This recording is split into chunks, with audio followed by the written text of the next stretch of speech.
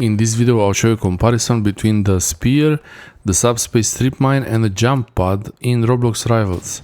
And I recently got the Spier. You can use the Spier in the training area. You don't have to own the Spier to use it, to try it. And when you jump on the spears, you can jump almost at the height of this building. Maybe if I was going to put these spears further apart from each other, that would be even more powerful, just a little bit higher.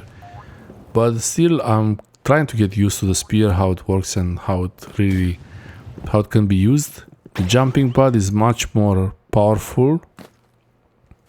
You can get the jumping pad by collecting the jump shards. I have another video about this. It's pretty easy. Only on construction you have to go up the crane to the end of the crane to get one piece from there. That's pretty much the only difficult part.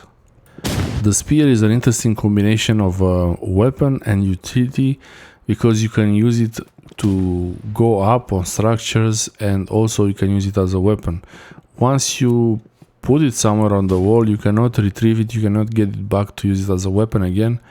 It becomes some kind of a structure, like a accessory utility. And the Subspace Tripmine, it will fly you to most of the time in the training area to the top of these buildings there. So yeah, the Subspace Tripmine also does damage to the enemy if they fly like this or if you fly next to them. So that's it. Thanks for watching. I hope this helps you.